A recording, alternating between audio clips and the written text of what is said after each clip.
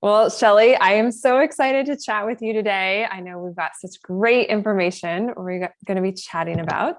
So, thank you for hopping on here with me. So, as with all my interviews, I always like for my audience just to get to know more about you to start with. So, let's start there. Shelly, can you just share with everybody, what helped guide you to want to really specialize in menopause and helping women through menopause?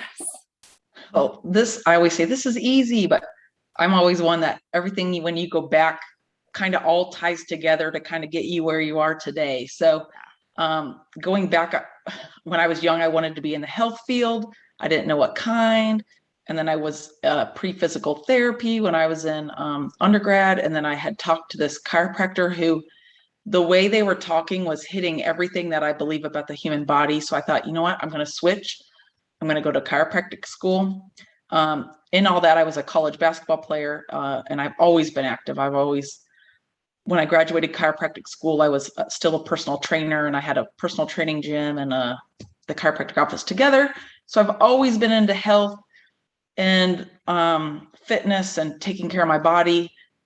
And then about a year and a half ago, which is how I got to where I am today, I started getting a mild anxiety, and it was kind of right around COVID. So, owning a gym, everyone was like, "Oh, you own a gym. That's why you have anxiety." And I'm like, honestly, this is the longest break I've had from the gym, and I'm actually enjoying it. I'm enjoying that I'm forced to being shut down because otherwise I work too much. So, um, my anxiety just started getting worse over the course of that 8 to 10 months. And I would go to the doctor every 2 weeks, or sorry, not 2 weeks, every 2 months, and was like, "Listen, this isn't working. I'm having more anxiety." And every time I went in, I was getting worse, to the point where I was having panic attacks. I was having a hard time focusing. I wasn't sleeping at all. I was exhausted on both sides of the spectrum. And finally, I was like, you know what? I'm going crazy. That has to be what it is. My brain's like, I don't like you anymore. You're losing it. So I was like, I'm going to go to a psychiatrist. Like, something's wrong with me mentally. And my relationship was taking a huge hit at the time. So I really, I really was trying. I was trying the mindset stuff and all this stuff, and nothing was working as far as anxiety goes, the typical anxiety. But I came in, the first thing she said is, "Let's do some blood work." So we did some blood work, and she was like, "Oh, you're in perimenopause. This could be the cause of a lot of what you're feeling. Do you sweat? Do you wake up so sweaty at night?" And I was like, "Yes, I do that. Like, I feel like I've peed the bed." And then she was like, and then I said, I've broken out because we did this via Zoom. I said, I'm breaking out like a teenager. I'm exhausted. And she said, "Well, you're so heightened right now. Your amygdala, all these big words, is so heightened right now that your cortisol is messed up. And there's no natural way at this point to bring you down um, like safely." So she said, "We're going to do a very low dose of HRT and kind of see what happens before she takes me off the anxiety meds." Well, in 2 weeks, I had zero anxiety. I've not had a panic attack since that, and that's been over a year and a half. And it was the very low dose of HRT. That's why sometimes people have that problem with HRT. But honestly, I mean, I was like, I didn't even know who I was. So it made a huge difference in my life. And it's not something I feel like maybe you need to stay on, because it is, some people don't want to. And I'm obviously a chiropractor, so I always think whatever I don't have to put in my body, the better. But it really made such a big difference in my life that I could look in the mirror and I was like, "Oh, there I am again." And it was like in 2 weeks, I was just amazed, because I thought that was me at that point, that was who I was. So that's kind of how I got to where I'm very passionate about helping women in perimenopause and menopause. I love that. And so by doing some hormone replacement therapy, you were able to get off the anxiety meds. Yeah. And I Yep. think that you have to look at everything as like a trade-off. And like you said, it's not necessarily a forever thing. We can say things cycle, like, and especially through perimenopause, like, oh my gosh, it can be quite a roller coaster, right? Oh yeah. So I know that you are a big, big into fitness and, love always talking about movement on the podcast. And although it seems like we talk about gut and stress and hormones a lot too, because, it all just goes hand in hand. So I would love for you to share from your perspective as, personal trainer, chiropractor, and we're so aligned with seeing how everything is connected together. What have you noticed from your workout routine that you see personally for you and you're also doing with your clients to help? Yeah. So when I through all that, that anxiety, I forgot to mention the biggest one every woman hates is that you gain weight. Now, I've always been so active within a couple of pounds, like never been anything where I've gained a bunch of weight, even on vacation. I work out on vacations. I know I'm crazy. But I've always been active. So when I gained 20 pounds in 3 months, I was losing it. And I own a CrossFit gym. So I was doing 3 to 4 days a week of CrossFit. And then I'm an endurance runner. So I was also running these obstacle course races that are like 9 to 15 miles. So it's not that I wasn't active, but for me personally, and for the clients I see, the biggest thing I did was I changed what I was doing. I only run once to twice a week now. I try to do less stressful things like walking, even though it takes longer. I'd rather just run there.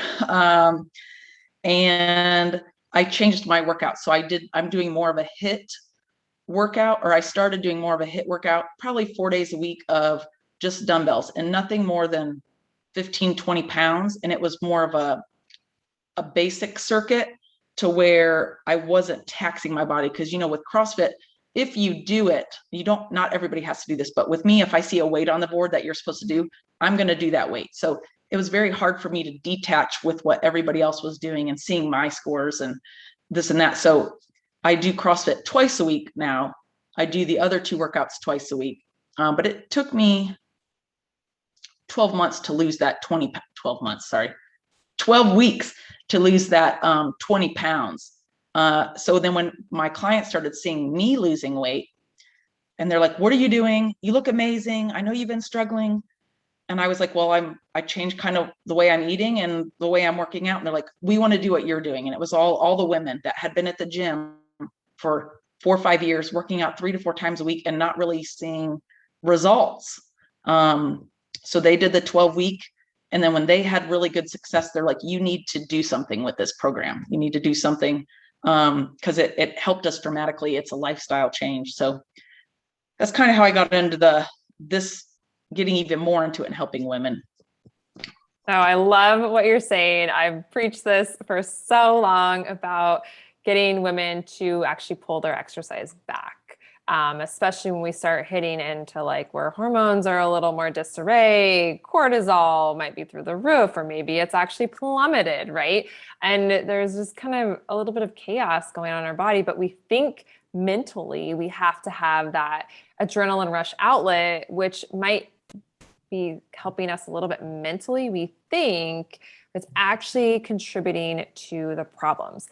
So, Shelly, could you share a little bit of what you had to do from a mental shift? Because I work with women all the time, right? I especially with core rehab, right? I'm like, so many times, especially if we're peeing our pants and we've got dysfunction, I'm like, we got to pull you way back. And then amazingly, I have women, it's not a weight loss program. I do not promote it as a weight loss program, but there'll be women that will lose weight. And they're like, wait, I'm doing like way less. And it's like, yeah, because you're decreasing your stress. We're turning inward to our body. But if you, as a CrossFitter, because I get a lot of CrossFitters in my world, they're like, I want to keep doing my CrossFit, but I'm dealing with the dysfunction and all of that. So what's the mindset shift that helped you to shift to that and helps your students shift too? Because it's hard. It was hard because I'm competitive. At the gym, I feel like everybody's looking at my score. So that didn't help me personally, being the owner of the gym. And I just always pushed myself into that uncomfortable zone because I thought you had to do that. I've always been trained that way. So when I kind of stepped back a little bit, it was hard for me to still go into the gym because people be like, why haven't you worked out this week? And I'm like, I have worked out this week. It's just not with what's on the board. And they're like, well, why not? And then I get all these questions about, well, why aren't you doing the class every day now? Like, we look for your times. It was more of an ego thing, but at the same time, looking back, my body was really hurting. I had a lot of knee pain, but that could have been the 20-pound increase since I like to run. And then like my shoulders would hurt. I mean, I just generally had this overall ache in my body. So it actually helped to go lighter and get more reps. And so the workouts I have the ladies do are anywhere between 20 and 30 minutes. And we kind of do it a little differently in that at the CrossFit gym, we do a warm up, which is like 7 minutes, trying to get your heart rate up. And then we do a strength, which is usually something where you're working up in weight, and then the workout, and then a post, which is core. Well, I kind of shifted it to the warm up is yoga type moves. So you're holding and stretching. It's not like a dynamic warm up. It's slower. It's made to like kind of settle in. And then always the accessory work was glutes and abs, because women love glutes and abs. And then we would do just the circuit. So the whole thing was probably taking about, depending on how quickly you went from one to the next, like 35, 40 minutes. So a lot of women like that too, because they're like, I got to work, I got kids, I need to knock this out. So it was more doable than them coming in the gym, because this is made to be done like at home if you have a pair of dumbbells, or if you want to go in the gym and do it, that's fine. But I'd say 90% of my women did it at home, and they were motivated to do it at home. So yeah, it was very hard for me, but I also felt so much better. So like I said, it took about 8 to 10 weeks for me to really be like, okay, this is changing. And that's what a lot of women, and I'm sure you see this too, like, we want fast results. I want to lose 20 pounds in a week. And it's just not realistic. So, and as you get older, it takes longer. So before I was 40 and I needed to lose 5 pounds for one of my races, because it's like Ninja Warrior. So the lighter you are, the better you are at hanging stuff. I could lose that in a week, just eating healthy, not starving myself, just meat, veggies, and fruit. But then when this started, I mean, I was losing like a pound a week, and that's frustrating too. But when you get there, you got to be consistent. So you can't just be like, I lost a pound, because there are things changing inside, and they are helping your symptoms, because these are things you can control to actually feel better with some of these symptoms. So yeah, absolutely. The go hard or go home mentality has to start shifting at some point in our female lives. yeah. Because I mean, there's I'm sure the occasional outlier who can really keep pushing it through, but most women cannot. And it just depletes you. And I find too, especially because I work with a lot of moms as well, that moms in particular are even more depleted than women who haven't had babies. Now, you can be super depleted and not have had a baby too, because you've just been burning the candle at all ends of the day and, push and push and push. I mean, I did that in my early 20s before having kids. So been there, done that, depleted before kids as well. So it's absolutely possible. And so I think it's super important to just, slow down, reconnect with our body, and really see like, okay, well, why are we doing this, right? At the end of the day, like, why are we doing our workouts, right? And turning it towards health and longevity, health for longevity, right? Even though like it's, we can still stay active, but it may have to shift a little bit. And really listening to your body. Well, and like a lot of women think they have to start, like they gain weight and they're like, I'm going to eat 800 calories. And that just kills me, because you're not fueling at all at that point. Right. So you're actually doing more harm than good if you do these like low calorie diets. It may seem like the right thing to do, because there's these doctors out there will tell you like, do more cardio and eat less, but that's not really, I don't have anybody that's been successful at that in the 20 years I've been doing this. And also to the women I've seen in a lot of these programs that work really hard and just think they got to work harder and harder, they end up like getting injured, and to where they can't work out at all. So then mentally they can't get that release. But I've interviewed people, and working out shouldn't just be like a form of torture. Like, I don't want to do this. You should look at it several ways. Like, it's for your overall health. It helps your like everything inside. It helps mentally, and it helps like at this period of time, like our bone is degenerating at a rate, I forget what the exact rate is, but we are fighting osteoporosis and decrease in muscle mass. So exercise is just a way for later on. You got to look at it as a lifestyle. Like it's a way of, people are like, oh, I can work out hard for a month and then I'm going to take 3 months off. I'm like, it's actually like something you got to do. And you got to try to find a point where you enjoy it a little bit. I mean, it shouldn't be, it should be like, yes, I get to work out today. Like, thank goodness, like I need this mentally, but it shouldn't, so many women look at it as torture, but it really is so good for us, our bones, our heart, muscles, everything. Like you and I have talked about outside of this, like everything is connected. So when you're working out and you're pushing the blood through and your muscles are moving, like everything is being affected. You got endorphins releasing. I mean, there's just so much that happens when you are active. So it's just a good idea to just do something. Even I tell people, just walk for 30 minutes, do something.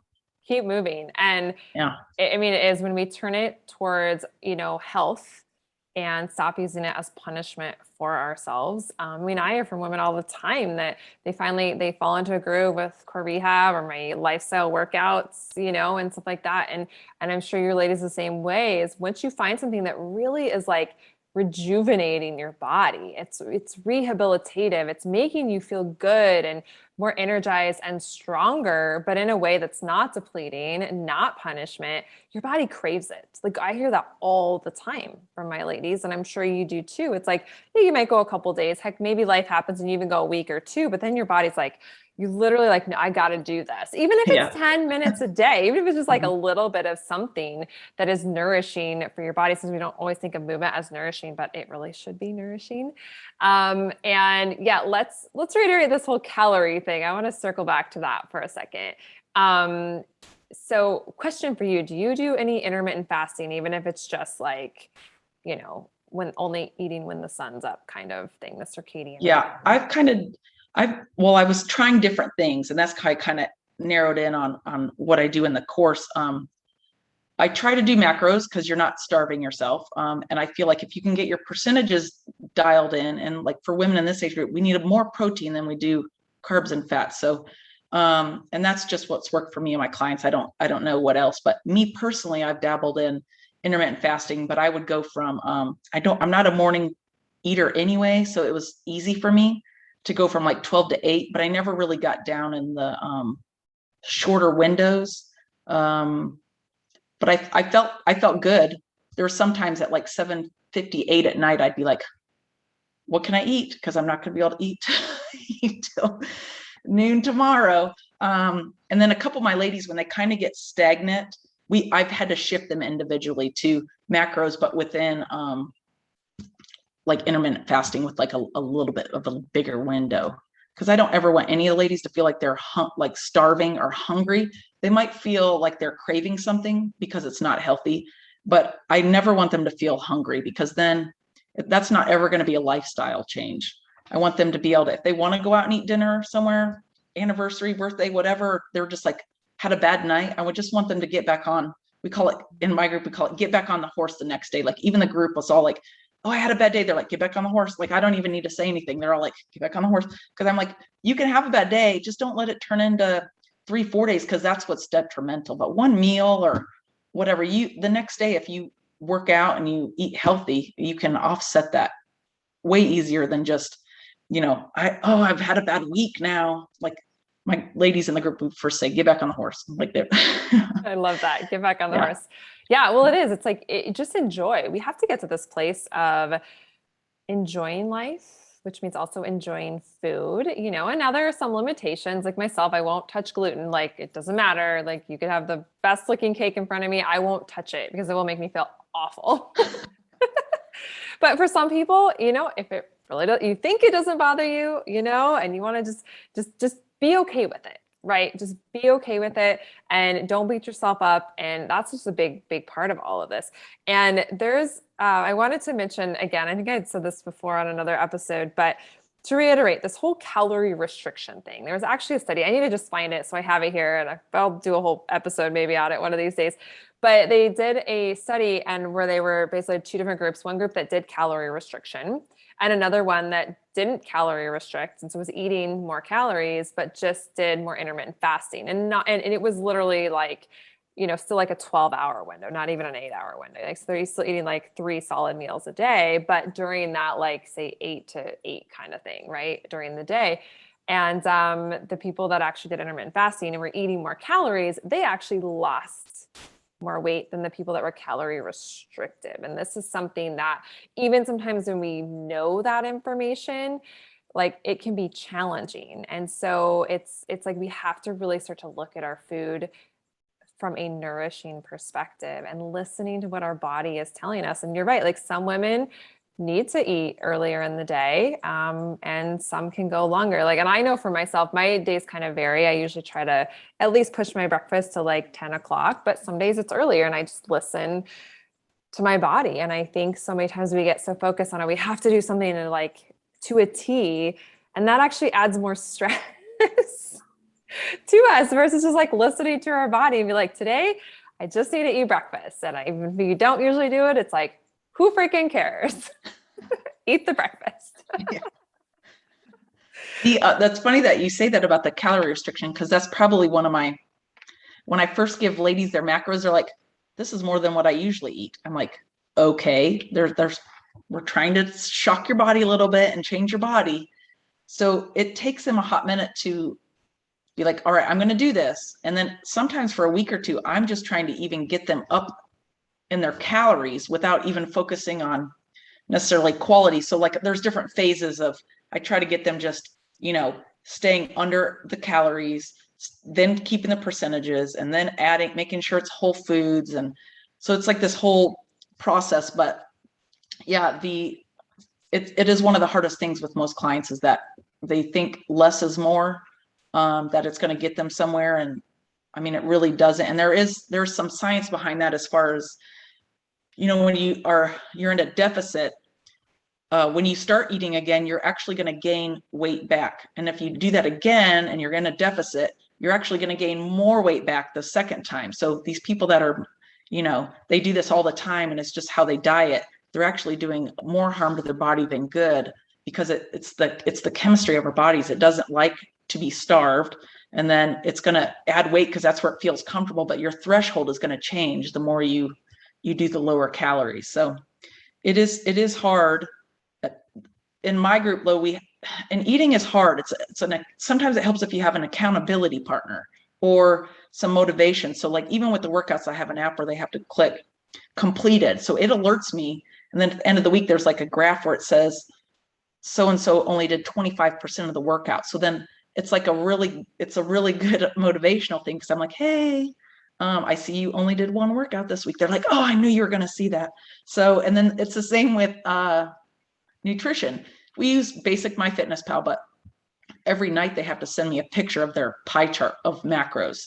So then if something's off and they're like, I just don't know why I can't get my fat lower, I can go into their diary because we share it and I can be like, hey, maybe you need to, change this. So there's a lot of accountability in the group because every night they're sending me their workout and they're uploading a picture. So I do feel like if you're having a hard time with nutrition, it is hard when you have kids or you have a significant other that can eat whatever they want. That makes it so much harder. So if you can find like an accountability partner or like a friend or something, it is easier to kind of hold yourself accountable. So nutrition is important.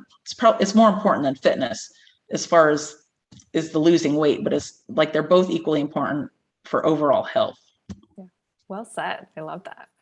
Okay, Shelly, we have to talk about your summit coming up, which I'm so grateful that you reached out to me, that I got to do an interview with you for your Menopause Summit. So can you talk a little bit about and share with everybody, what are some of those topics that people are going to get a chance to listen to? Because you interviewed a lot of amazing people for this summit. I'm really excited and can't wait to listen.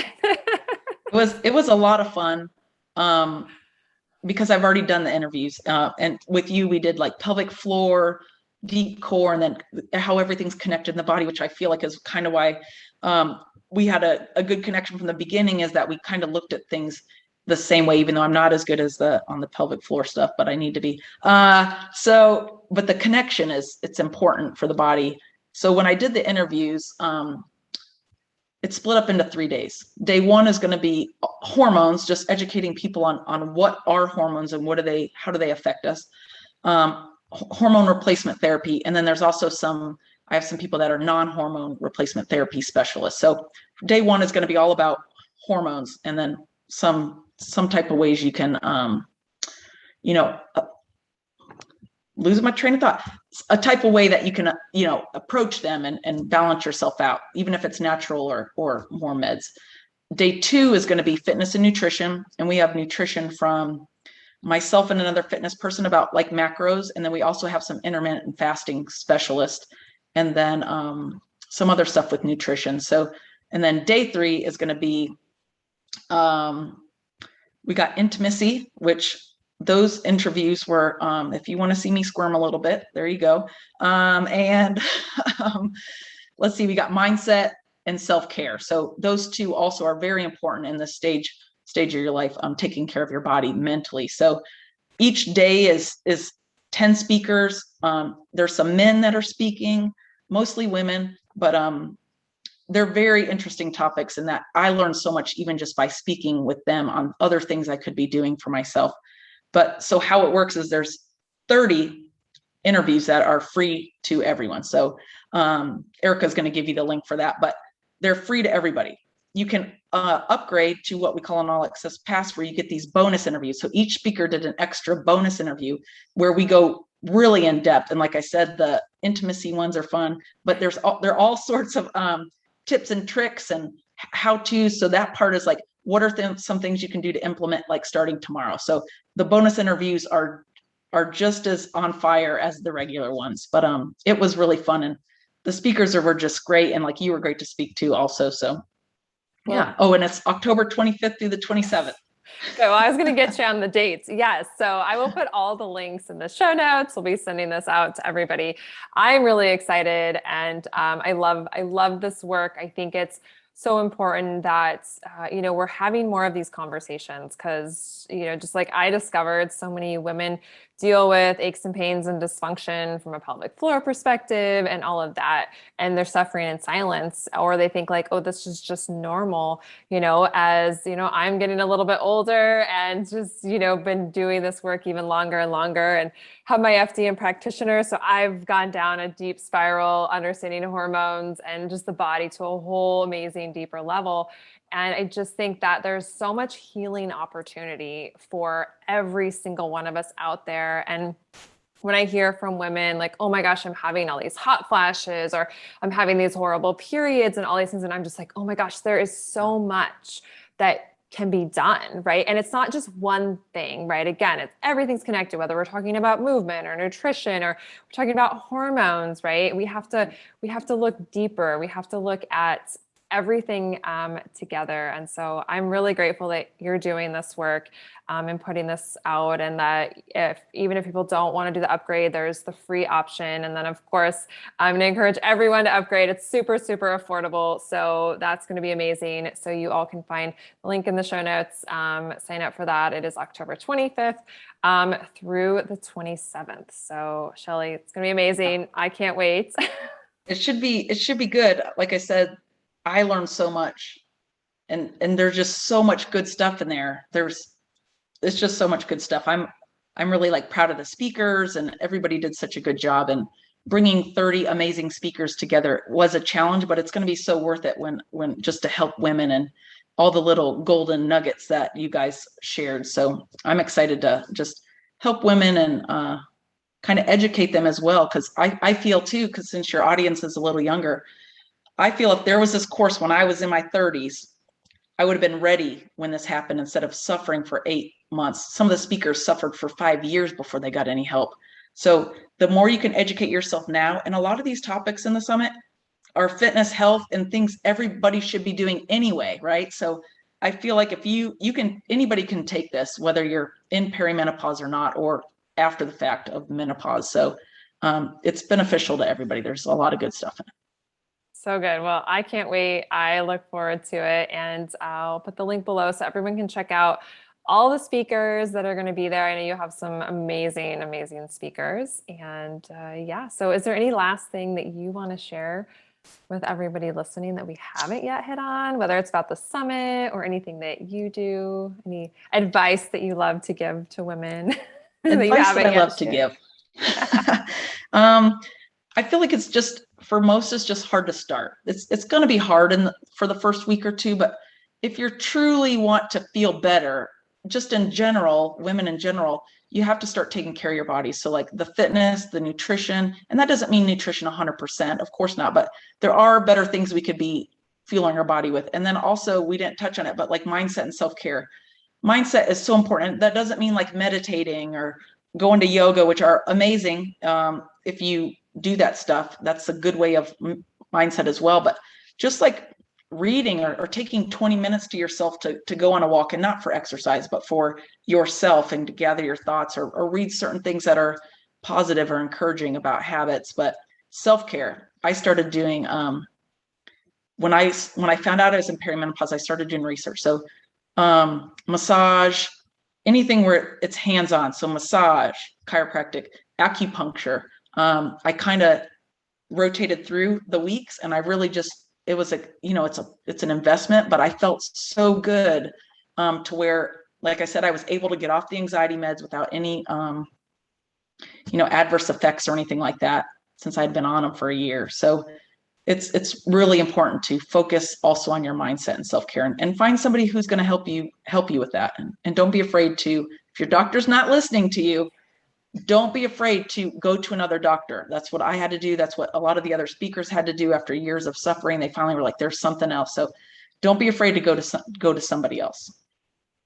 So well said. Well, Shelly, will you share with everyone where they can find out more about you, reach out to you if they have specific questions for you?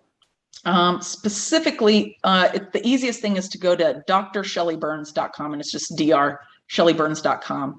On there, you can find the about me, and then the other stuff that I do. That's probably the best place. And then also Instagram, which I feel like is Menopause Secrets. I'm Oh, trying to I remember. love it. Menopause Secrets. Yeah. I love that name. That's a great name. So, well, thank you so much, Shelly. And everybody that's tuning in, be sure to check out Shelly's Menopause Summit. It's going to be so amazing. Thank you.